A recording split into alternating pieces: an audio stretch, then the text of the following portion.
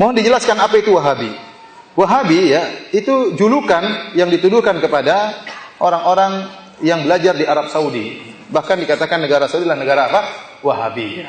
Dan benar ya, kalau kita mau lihat ya, Arab Saudi mereka sangat menghormati Muhammad bin Abdul Wahab. Syekh Muhammad bin Abdul Wahab adalah seorang ulama yang sangat dihormati oleh ulama Saudi. Kenapa? Dia pahlawan. Bagaimana bisa berdirinya negara Arab Saudi? Dahulu Saudi itu kelompok-kelompok kecil, pemerintahan-pemerintahan kecil saling bertempur di antara mereka. Muncullah Syekh Muhammad bin Abdul Wahab bekerja sama dengan Al-Imam Muhammad bin Saud, bekerja sama maka berdirilah negara Arab Saudi, kemudian disatukan seluruhnya. Makanya Muhammad bin Abdul Wahab di mata orang Saudi seperti tuanku Imam Bonjol di mata orang Indonesia. Artinya wajar jika mereka menghormati, karena pahlawan bukan cuma sekedar ulama tapi juga apa? Pahlawan yang dengan jasa dia berilah kerajaan Arab Saudi. Namun orang-orang Saudi tidak ada yang fanatik sama Muhammad bin Wahab kalau saleh tidak diikuti.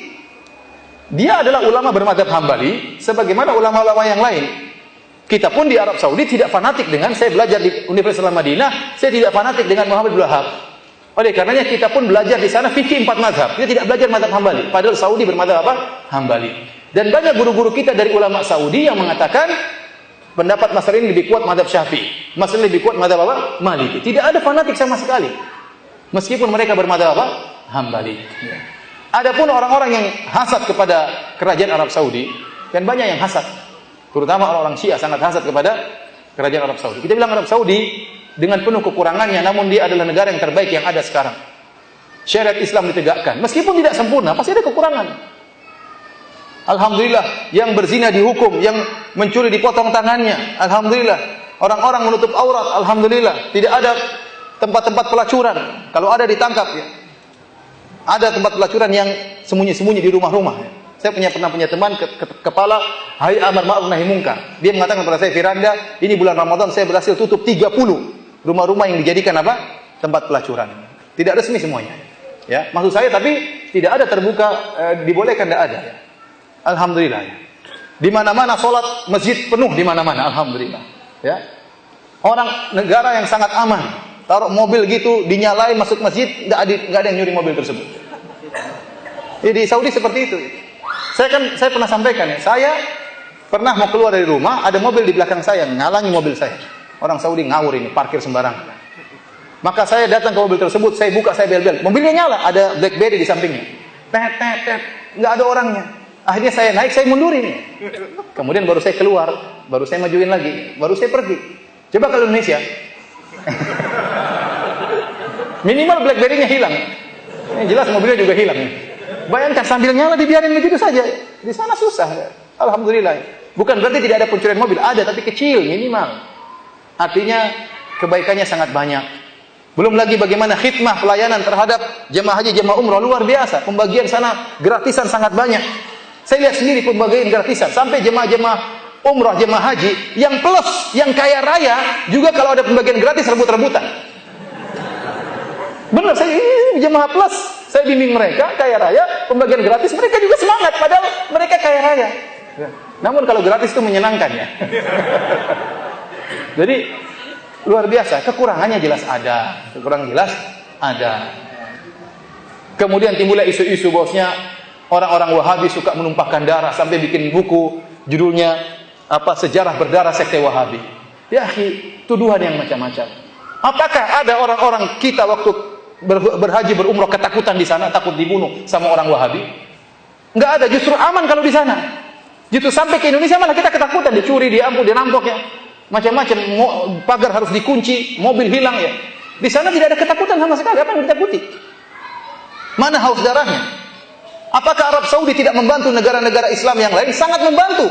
Tidak memandang itu mazhabnya apa, dibantu semuanya. Indonesia dibantu berulang-ulang. Aceh dibantu berulang-ulang. Quran gratisan banyak dibagi, meskipun dijual di Tanah Abang. Quran wakaf, tapi dijual di Tanah Abang. Iya. Artinya dibantu. Palestina bantunya luar biasa. Suriah dibantu habis-habisan. Ya. Ya, kalau mereka punya kesalahan wajar. Mana dituduh mereka mengkafirkan umat Islam, mana dari mana? Itu omongan saja. Apakah pengajian kita suka mengkafir-kafirkan? Saya tanya sama antum. Kita tidak pernah mengkafir-kafirkan. Kita kalau mengatakan ini kekufuran, ini syirik, itu hak, itu harus. Saya harus menjelaskan ini syirik.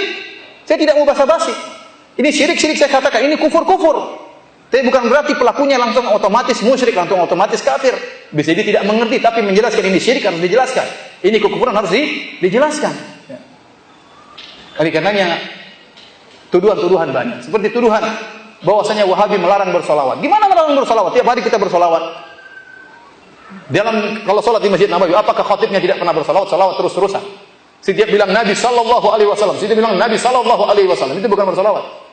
Yang dilarang maksudnya solawat yang macam-macam, yang aneh-aneh, seperti solawat Fatih, barang siapa yang baca seperti khatam Quran 7 kali. Kemudian ini dari mana dalilnya seperti itu? Itu yang dilarang, solawat-solawat yang aneh-aneh yang dilarang. Kemudian Wahabi melarang ziarah kubur, dusta. Siapa bilang gitu? Hadis-hadis Nabi menyuruh ziarah kubur. Yang dilarang kalau ente pergi ke ziarah kubur, minta penghuni kubur, itu yang dilarang.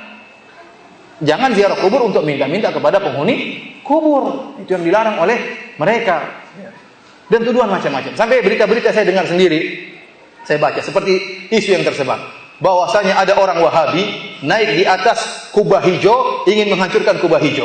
Tahu-tahu kena petir, terbakar di atas, sampai sekarang mayatnya masih ada. Subhanallah. Ini orang Madinah nggak ada yang tahu seperti ini. Cuma Indonesia pada tahu. Dari mana sih? Saya heran juga. Ini dari mana? Ya, kalau ada orang terbakar di atas apakah Wahabi itu kafir? Abu Jahal saja mati dikubur oleh Nabi sallallahu alaihi wasallam. Ini ada orang hangus terbakar kemudian tidak dikubur, dibiarin bertahun-tahun di situ. Dari mana seperti itu? Itu cerita paling ramai di Indonesia. Bikin isu lagi, orang-orang Wahabi pemerintah Arab Saudi ingin memindahkan kuburan Nabi. Sudah isu dari mana seperti ini? Gak kurang ajar seperti ini. Padahal pemerintah Arab Saudi ingin memperluas Masjid Nabawi. Dibuat isu supaya kita mencela, bukan memuji. Harusnya pemerintah Arab Saudi ingin melebarkan Masjid Nabawi. Bayangkan berapa duit yang mereka keluarkan. Hotel-hotel besar mereka bayar, ganti. Berapa duit, berapa triliun yang mereka keluarkan demi untuk melebarkan Masjid Nabawi untuk khidmah kepada masyarakat. Sebagian orang Syiah bikin isu bahwasanya mereka ingin memindahkan kuburan Nabi. Dari mana seperti ini? Akhirnya mencela. Yang penting mencela dulu meskipun di cross check tidak benar. Kita aja di Madinah nggak tahu ada dari mana isu seperti itu, sampai Indonesia kita sini nggak tahu. Tinggal di Madinah, tiap hari sholat dekat kuburan Masjid Nabawi, kuburan Nabi tidak tahu cerita seperti itu, tahu tersebar sana sini. Dusta. Bahkan berapa tahun lalu, 2 tahun lalu saya hajian. Saya baca di salah satu di internet, berita di internet. Orang-orang Wahabi Arab Saudi menyewa tentara Israel untuk menjaga keamanan di pelaksanaan jemaah haji. Subhanallah. Ngapain sewa tentara Israel? Masih banyak tentara Indonesia yang miskin-miskin yang bisa disewa. Bayarnya lebih murah mungkin. Sekalian hajian. Ngapain harus sewa? Emang jaga penjahat kemudian sewa apa? Tentara dari Israel. Dusta besar. Namun tersebar. Artinya para hadirin, maksud saya, sekali lagi saya katakan Arab Saudi negara yang saya lihat sangat baik dengan segala kekurangannya. Tapi kita harus memandang dengan kacamata yang adil. Ya, tidak boleh kita hanya melihat sisi buruknya, sementara sisi baiknya begitu apa? Begitu banyak. Adapun fitnah-fitnah terhadap Wahabi, ya, itu fitnah-fitnah banyak yang tidak benar. Saya katakan Muhammad bin Abdul Wahab, Syekh Muhammad bin Abdul Wahab rahimahullah, seorang ulama yang dia bisa benar dan bisa salah, dan kita tidak pernah fanatik dengan beliau. Kita tidak pernah fanatik dengan beliau.